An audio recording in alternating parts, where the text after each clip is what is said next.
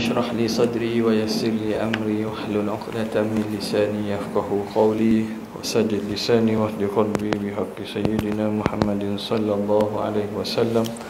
اللهم ألهمنا بالعلم وزينا بالحلم وأكرمنا بالتقوى وجملنا بالعافية.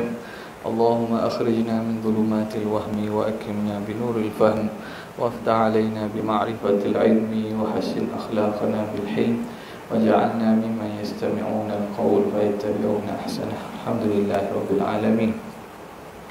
Alhamdulillah, bersyukur kehadirat Allah yang memberi kepada kita taufik dan memberi kepada kita inayah dan kelapangan masa untuk berada kita pada malam ini untuk kita sama-sama meneruskan lagi pengajian daripada kitab Penawar Bagi Hati. Kita sampai pada muka surat yang ke-8 dah. Pasal yang kedua, pada menyatakan telinga. Situ. Bismillahirrahmanirrahim.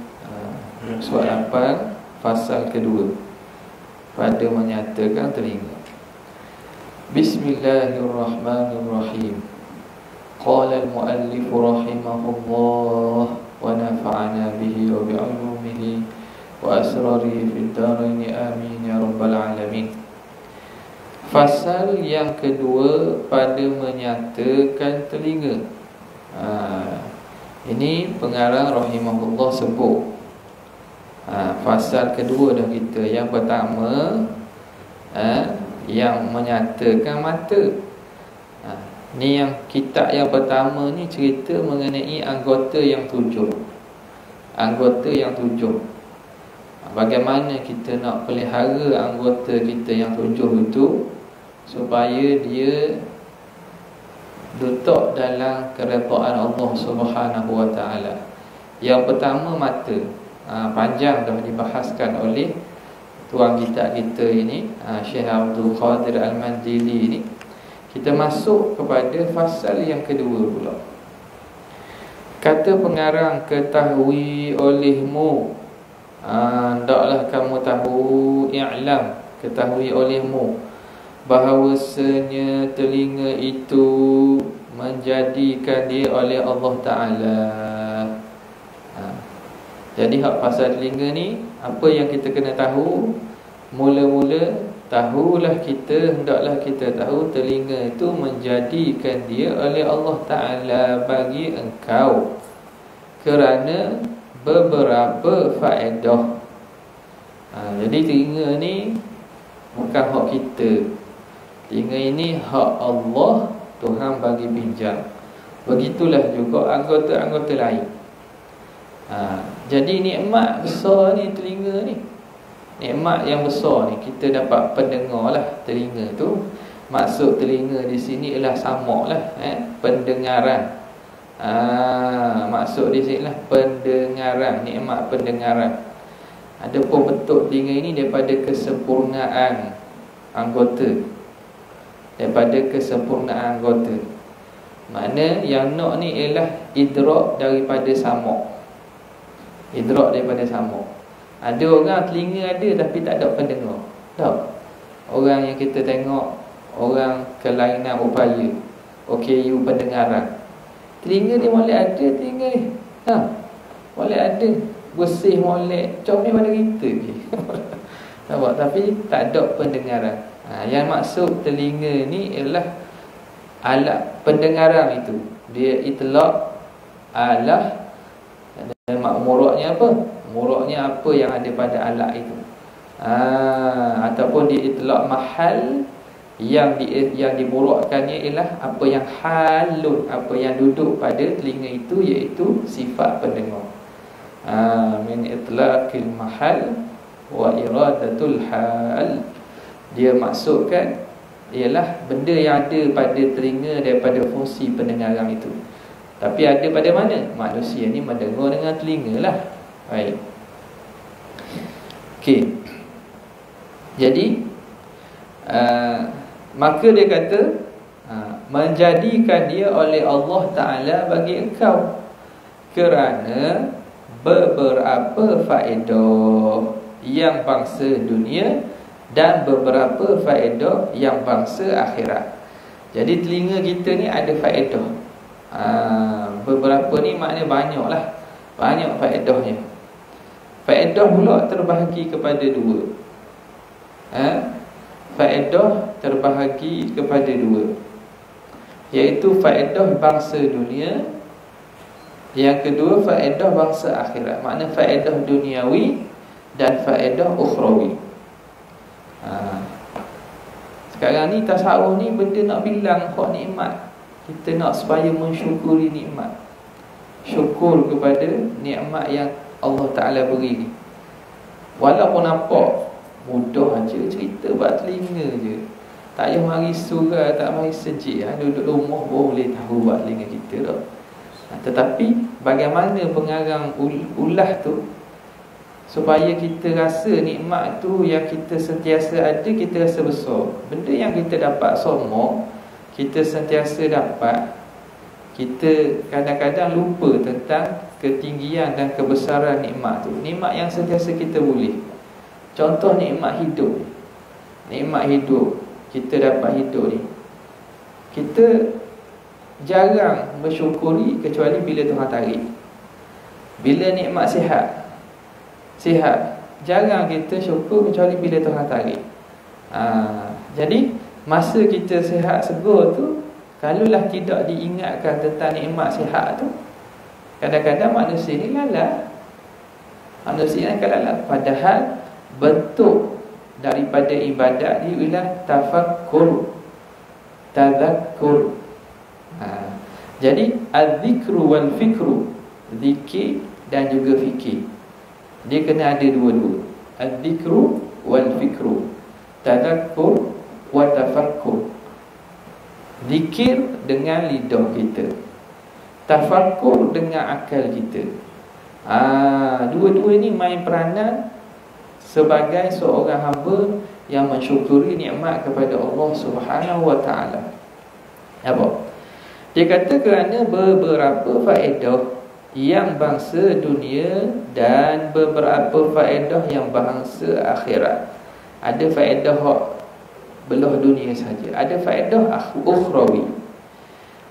Maka setengah daripada segala faedahnya yang bangsa dunia,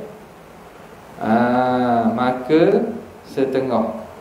Ni kalau terjemah ni fasihah. Idza arafta dzalik fa minal fawaidiha ad-dunyawiyah. Maka daripada setengah segala faedahnya yang bangsa duniawi. Okay, sekarang ni pengarang cuba nak ta'dad an-ni'am, nak bilang nikmat-nikmat, faedah-faedah yang ada pada telinga kita, pada pendengaran kita. Yang bangsa dunia, apa dia? Pertama, bersedak-sedak dengan mendengar dan menyampaikan ia kepada memahamkan segala perkataan yang didengar. Pertama, bersedak-sedak dengan mendengar. Jadi di telinga ni, antara nikmat yang boleh ialah dengan nikmat pendengaran ni, nikmat juga.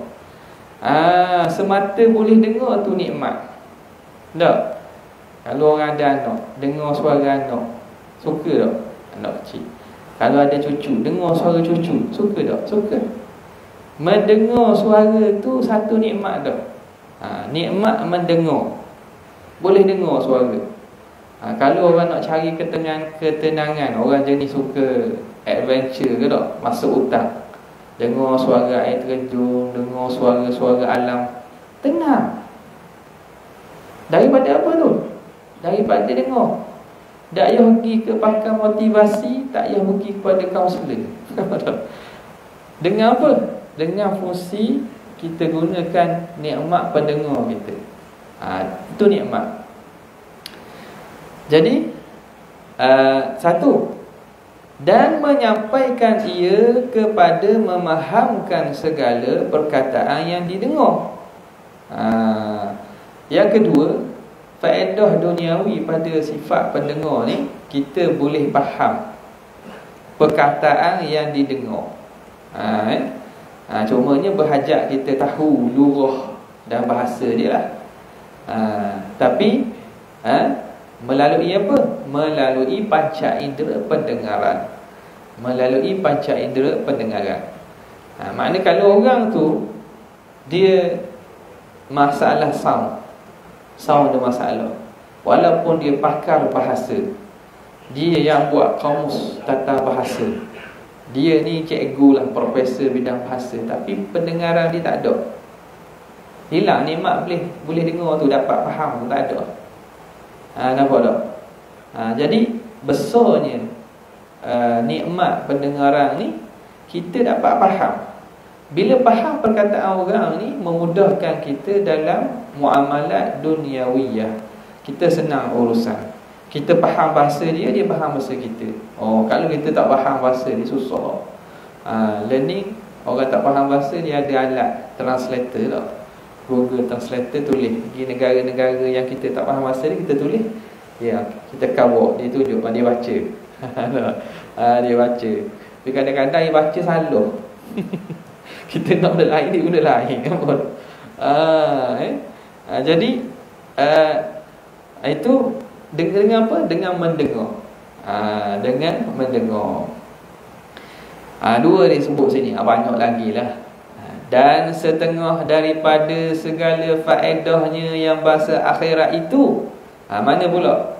Daripada faedah bangsa akhirat, faedah pendengaran yang kembali kepada berkaitan dengan akhirat ukhrawi. Apa dia? Mendengar ia akan Quran, dengar Al-Quran dan hadis Nabi sallallahu alaihi wa alihi wasallam, dan segala ilmu yang memberi manfaat. Ni bentuk dengar kau ni. Dengar kau. Dengar orang baca Quran, dengar hadis Nabi, dengar majlis ilmu. Dengar ni akhirat memang pastilah. Sebab orang dengar Quran ni pahala dapat. Kemudian dengar hadis Nabi ni berkaitan dengan hadis Nabi. Apatah lagi kalau dibacakan hadis, dia selawat pula. Kerana majlis-majlis samak hadis ini tak lekang daripada menyebut nama Nabi. Dan bila sebut nama Nabi, kita disunatkan sebut sallallahu alaihi wasallam. Itu antara faedah yang memang pasti diperolehi bagi orang hadir pada majlis samak hadis. Dia faham tak faham, memang dia akan dengan sendirinya berselawat kepada Nabi sallallahu alaihi wasallam. Baik. Dan ilmu, dan segala ilmu yang memberi manfaat. Dengar ilmu, hadir. Hadir dengar ilmu. Dengar tu maknanya dengar sajalah. Dengar, orang panggil dengar. Dia kalau belajar ni lebih pada dengar saja. Kalau mari belajar pada kitab, tanda, tulis, hak tu ta'allam. Ta'allama ya ta'allamu ta'alluman. Ta'allum. Ta'allum ni makna orang yang belajar dan menekuni pengajian. Ta'allama ni yang kalau dengar ni makna mari nak dengar. Orang panggil mari dengar. Boleh pahala tak? Boleh tak pahala? Sebab apa? Dia dengar perkara yang berkaitan dengan agama dia. Yang mana perkara ini dia akan memberi faedah akhirat. Sama ada dia akan membaikkan amalan dia. Sebelum ni tak tahu hukum ni tak boleh, sekarang tahu dah. Sebelum ni tak tahu bahawa nak buat cara amalan macam mana, sekarang ni boleh beramal dengan cara betul. Sebelum ini tak tahu nak zikir apa. Jadi semata-mata datang mendengar tu ada faedah lah. Ada faedah. Yang lebih daripada itu, kita datang mendengar dan mengaji. Nampak? Okey. Jadi itu sebahagian sahaja disebut. Dengar hadis, dengar Quran. Nabi SAW sendiri suka mendengar Quran daripada orang lain. Nabi suruh sahabat dia baca Quran. Jadi sahabat tanya, ya Rasulullah, aqra'u alaika unzil? Ya Rasulullah, adakah aku nak baca ke? Kamu tu Quran turun pada kamu, kenapa aku kena baca lagi? Nabi kata, aku suka mendengar bacaan daripada orang lain. Jadi Nabi pun, Nabi suka juga dengar bacaan daripada orang lain. Walaupun Nabi sendiri membaca Quran dan Quran tu turun pada Nabi, bentuk ibadat mendengar ni satu bentuk ibadat yang khusus, yang ada kelebihannya. Ya. Dan kerana banyak ini segala faedah, dan kerana banyak ini segala faedah, adalah pendengar itu lebih afdal daripada penglihat. Tengok, kalau orang tanya mana lebih, melihat ke mendengar? Kok mana saya lebih? Kadang orang kata tengok lebih tak? Tak.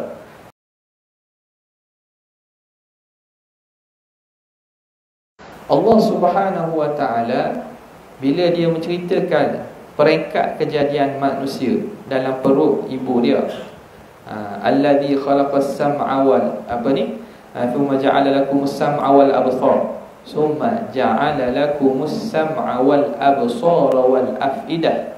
Allah Ta'ala jadikan as-sam'a wal absar wal afidah.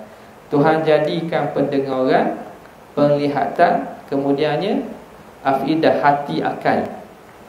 Jadi Allah Ta'ala bila menceritakan tentang proses kejadian manusia dalam perut ibu ni, Tuhan sebut, Tuhan jadikan samuk dulu, pendengaran dulu.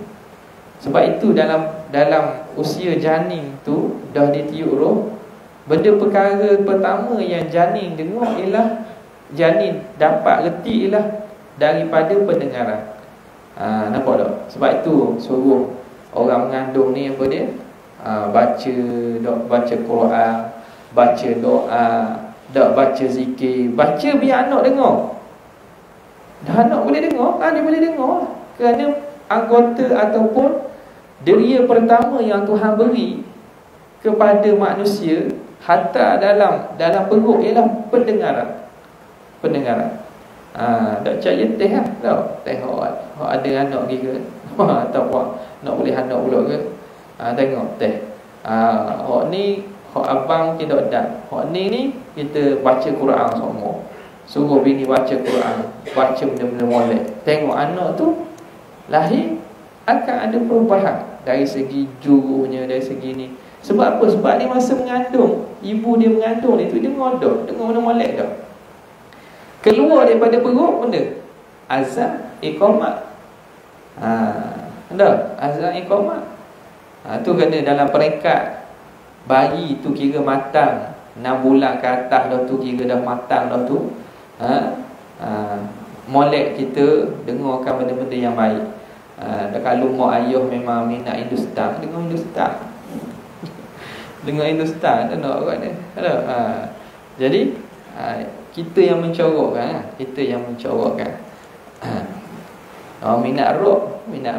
Apa tak? Baik. Jadi dia kata sini, kerana banyak ini segala faedah adalah pendengar itu lebih afdal daripada penglihat. Kerana banyaknya faedah penglihat itu bangsa dunia, dan kebanyakan faedah pendengar itu bangsa akhirat. Faedah melihat ni banyaknya berkait dengan benda dunia. Apa dia? Kita nak tengok, nak pergi, nak kenal orang, berkait dengan perkara-perkara dunia. Mata ni dia lebih berkait dengan benda-benda dunia. Dia ada juga benda berkait akhirat. Kita tengok mushaf, tengok Kaabah, tengok wajah mak ayah kita, tengok pemandangan alam yang mengingatkan Allah Ta'ala, ada. Tapi kebanyakannya perkara dunia. Bahkan bahaya pelihat ni lebih bahaya pada pendengar. Nampak? Jadi dia berkait sangat dengan dunia. Dan kebanyakan faedah pendengar itu bangsa akhirat. Dan kerana itu mendapat engkau akan yang buta lebih sempurna daripada yang tuli. Dia kata buktinya mana? Tengok orang buta dengan orang tuli. Biasanya hak lebih siapa hak lebih? Orang buta, ramai ulama, ramai apa Quran, ramai boleh kelebihan orang buta. Dia tak nampak mata dia tak nampak. Ada ulama-ulama buta, Apa Quran tu ada lah. Ada juga. Kalau negara-negara Arab buta ni, biasanya apa Quran. Sebab bila Tuhan tutup salah satu daripada anugerah Tuhan tarik, Tuhan akan buka anugerah lain. Tuhan akan buka anugerah lain. Bila Allah Ta'ala tarik habibataihi, mata dia, Allah Ta'ala akan ganti dengan benda yang lebih daripada tu. Mungkin cepat ingat, tapi tempat kita sayang, mungkin ada juga lah apa. Tapi kadang-kadang bila mungkinlah kesedaran lah, ataupun tidak diarahkan dengan arah yang betul, akhirnya akhirnya main muzik dekat pasar-pasar. Jadi itu tak ada lah salah dari segi pekerjaan halal tak halal tu bukan isu lah, tak ada betul. Tapi maknanya mereka ada kemampuan lebih. Ada kemampuan lebih. Bila Tuhan tarik mata ni, tamanya maksiat mata tak ada. Jadi Tuhan akan buka daripada kelebihan lain pula. Kalau kita dapati tanah harap, kalau buta, hafiz Quran, apa lagi, ulama. Tapi orang tuli jangan. Tuli ni maknanya kalau pendengaran cacat ni, manfaat yang akan dapat tu kurang sikit. Tapi kalau buta mata, ramai. Sebab itu sahabat Nabi tak ada yang tuli. Hak buta ada. Sahabat-sahabat Nabi tidak ada di antara mereka yang tuli, yang tak dengar, yang pekak tak ada. Jadi orang buta ada. Jadi suhbah ini sabit, walaupun sahabat tidak melihat Nabi. Sahabat tak nampak Nabi. Abdullah ibn Ummi Maktum tak nampak Nabi, tapi sabit sahabat sebab berlaku pertemuan, dia dengar kalam Nabi. Sebab itu mulia pendengaran ni. Sahabat Nabi tidak ada yang pekak. Begitulah yang masyayikh kita sebut, begitulah. Jadi sebab itu dia kata, kerana itu mendapat engkau akan yang buta lebih sempurna daripada yang tuli. Dan bermula mensyukurkan pendengar itu. Bagaimana kita nak mensyukurkan pendengar ni? Bagaimana kita nak mensyukurkan pendengar? Itu dengan bermula mensyukurkan pendengar itu, memeliharanya daripada mendengar yang dilarang. Jaga daripada benda yang dilarang, seperti mengumpat dan mengadu-ngadu. Ngumpat, kata buruk atau benda yang orang tak suka di belakang dia. Mengumpat dan mengadu-ngadu. Ngadu ni makna dia nak racun, dia nak mengadu domba, nak membuat perbalahan. Ni adu, ni tuduh ni. Dan segala perkataan yang tak ada baik, dan perkataan-perkataan lain lah yang haram atau tak baik, seperti bid'ah. Perkara-perkara bid'ah dah, bercakap benda-benda yang bid'ah, benda-benda yang dilarang oleh syarak. Dan berbantah-bantah. Dengar berbantah-bantah ni, dengar bukan berbantah-bantah. Berbantah-bantah tu maksiat lidah, cakap itu satu, tak masuk lagi. Hak ni dengar. Mana kita dengar berbantah-bantah tu juga satu benda yang tidak ada faedah lah. Yang berbantah-bantah tak ada faedah. Tapi kalau tujuan berbantah-bantah tu untuk kita, tujuan yang ada tujuan syar'i, kita dengar untuk tahu hujah. Orang ni debat, padahal kita nak tahu hujah dia apa, nak tahu untuk apa, untuk teguhkan akidah dan keimanan kita, tak ada masalah.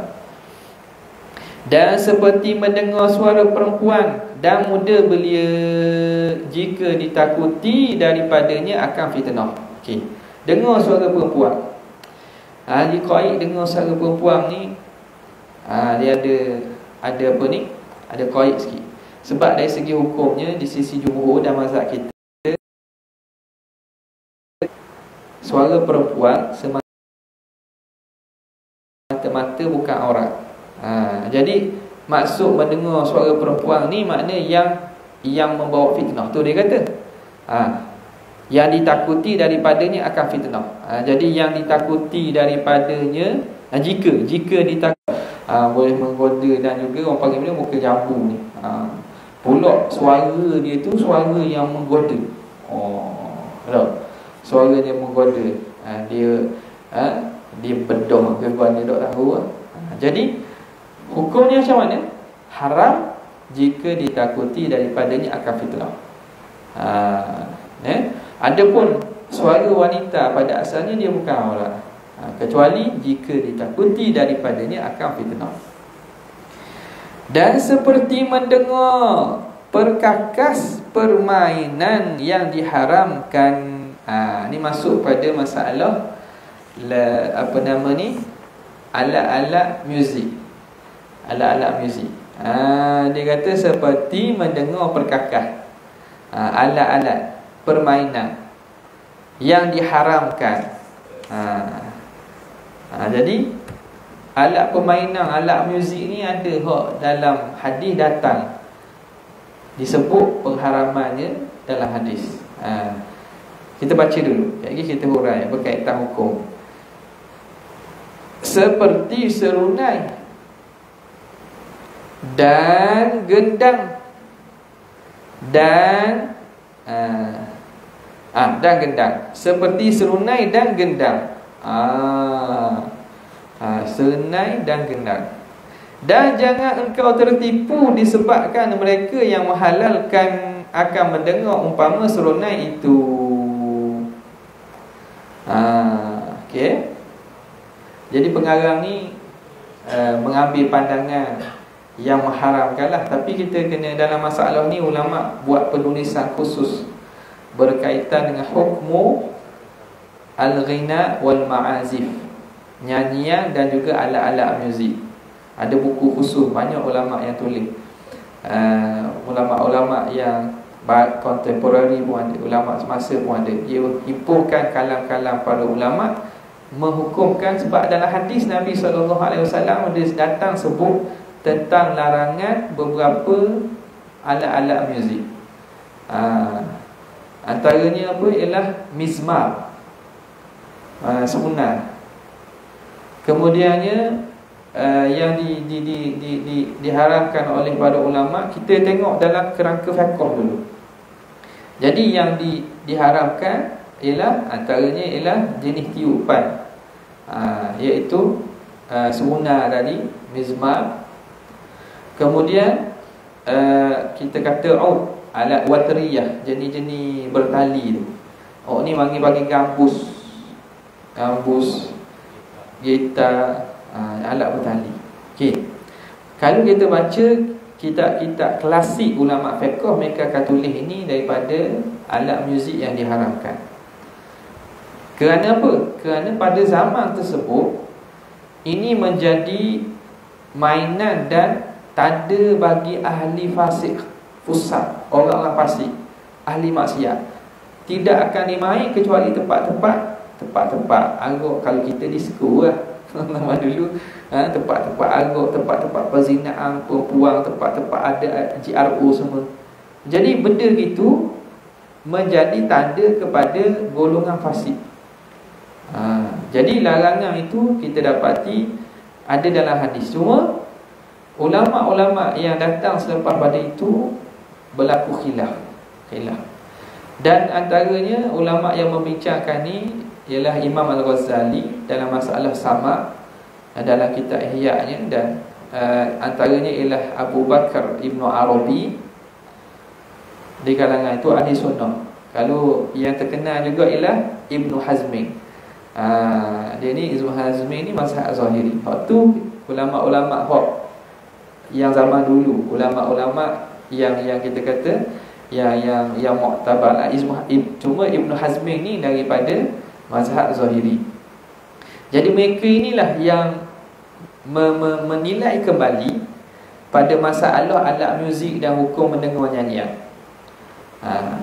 Hukum mendengar nyanyian kita tengok kembali, dan dibangsakan kepada ulama-ulama sufi juga. Sebab apa? Sebab dalam tradisi kesufian mereka ada satu bentuk yang panggil sama'. Sama' ni makna mendengar qasidah ataupun nasyid-nasyid yang memberi makna-makna ketuhanan ataupun cinta Nabi.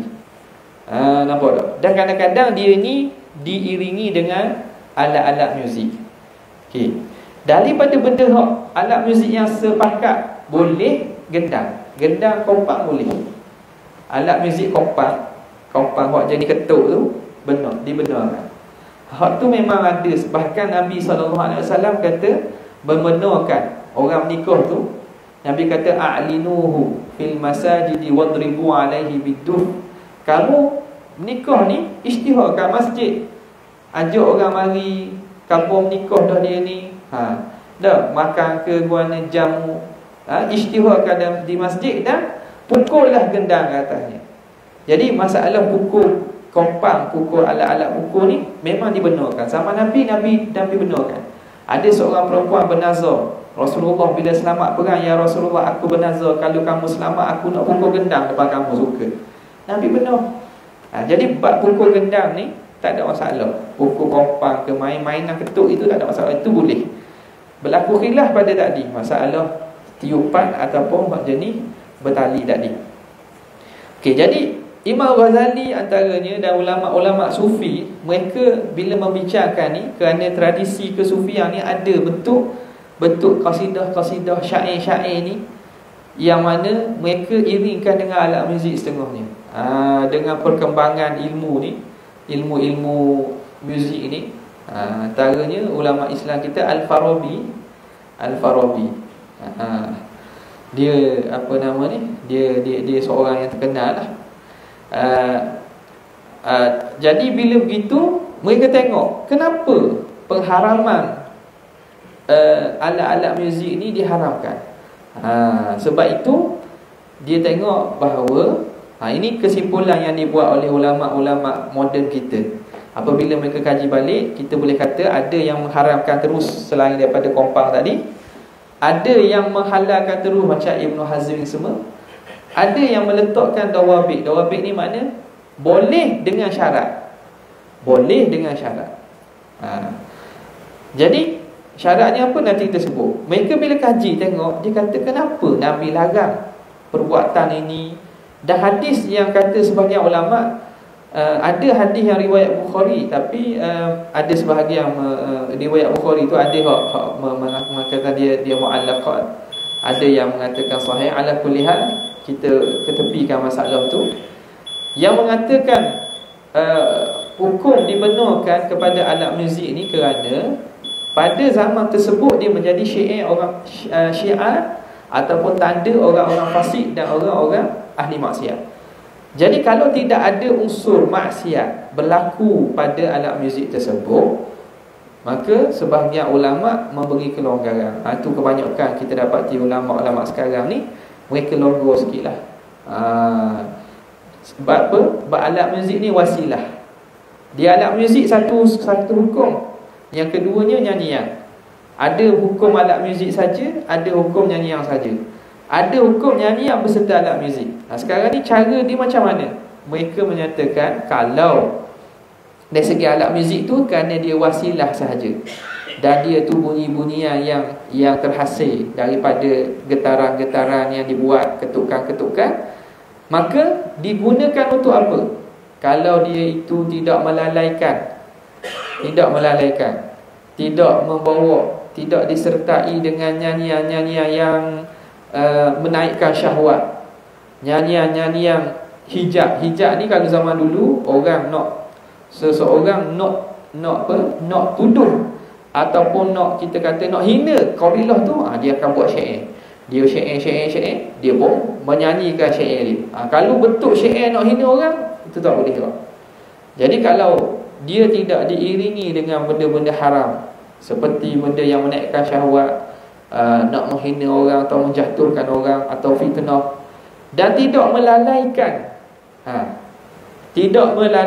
daripada ibadat-ibadat yang wajib, maka ketika itu sebahagian ulama mengatakan boleh. Sebab itu kalau kita lihat kebanyakan ulama kontemporari ni, mereka rengang sikit dalam bab ni. Alat-alat muzik ni rengang sikit lah, mereka beri kelapangan sikit. Jadi tengok diguna untuk apa. Diguna untuk apa? Kalau guna untuk benda baik, maka dibenarkanlah. Dibenar. Tapi orang yang nak berhati-hati ataupun nak menjaga, ikutlah. Maknanya benda alat-alat muzik yang berlaku khilaf itu, berlaku khilaf atau berlaku sebagian ulama mengatakan larangan tu, kalau boleh dijauhi. Setengahnya tak boleh. Kalau nak masuk masjid contohnya, benda-benda haram jelas gitu, kalau boleh janganlah. Nak main luar tu, tu nak pakai pandangan hok engat, tapi nak masuk saja. Kopang tak apa. Kopang jenis ketuk jenis tu tak ada masalah. Sebab itu kalau setengah daripada ulama-ulama Yaman, kopang dia benar lagi. Kopang, ada yang tak benar langsung, ada juga. Mereka pegang kata tak boleh. Tapi dalil mengenai keharusan kopang ni memang jelas. Ketuk-ketuk ni bahkan dalam masjid pun dibenarkan oleh kebanyakan ulama. Okey. Jadi dari kerana itu, dalam masalah alat muzik ni tengok kepada apa yang mengiringinya. Kalau contohnya dia duk main gitar, siapa duk ingat. Kalau orang minat sungguh, ada dengar ini orang-orang pemain gambus lah. Gambus besar lah, dia panggil ni memang terkenal daripada ulama-ulama mengharapkannya. Dia gambus. Kita mungkin tak apa pandai kot, kan ada orang Johor tu. Johor biasa lah. Gambus ni kalau pandai bunyi tu Masya Allah. Dia macam boleh bercakap. Kita boleh rasa ke hati tu. Jadi dia kata bangun tak boleh, kena petak. Jadi main gitar ke mana, bangun tidur kena petak dulu sebelum bayar. Bayar juga kena petak dulu, kena tu dulu. Jadi kalau sampailah menyebabkan tinggal benda-benda wajib, maka benda itu eloknya kita jagalah. Okey. Hukumnya gitulah. Itu boleh tengok lagi lah pandangan ulama. Jadi ada yang ulama yang mengharamkan benda-benda seperti alat bertali dan juga seruling. Seruling ni ada satu yang dibenarkan, dia panggil nai. Nai ni dia lurus. Dia luruh gitu je. Tapi ada lubang lah. Ini kebanyakan ulama sufi membenarkannya. Sebab dia bukan bentuk mizmar ataupun bukanlah yang macam disebut dan itulah. Dia luruh betul disiup. Ditiup. Kita macam seruling ke sunat. Seruling. Begitu. Ni kadang-kadang mereka tiup ni mengiringi bacaan-bacaan nasyid-nasyid mereka. Jadi itu kadang dia menaikkan lagi. Macam kita lah, kalau orang minat gayung, dengar gendang gayung tu, mari lagu naik ses lalu. Apa dah orang setengah orang ni gitu. Dia dengar je, dia akan jadi mari. Tengok apalah, kalau dia mengingatkan Tuhan, maka benda gitu, benda dengan tujuan dan perkara yang baik. Katanya, dan kerana umpama seronok itu kerana perkataannya itu menyalahi akal Quran. Jadi dia kata jangan. Tengok tuan pengarang kita dia bab ni syadid, dan berapa guru-guru kita pun ada yang sebahagiannya syadid lah, yang tak benar kan.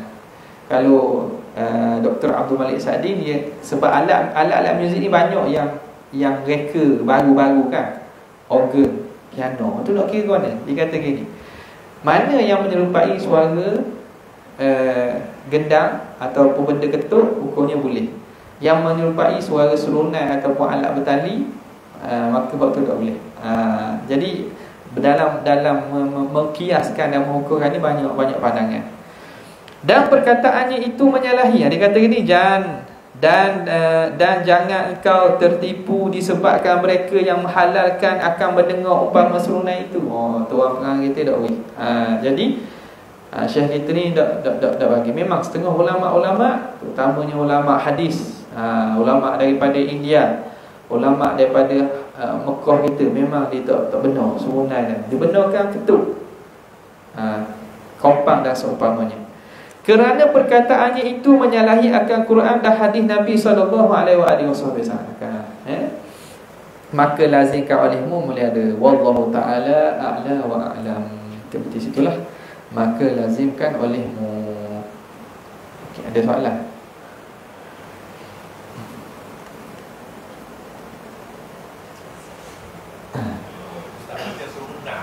Ha.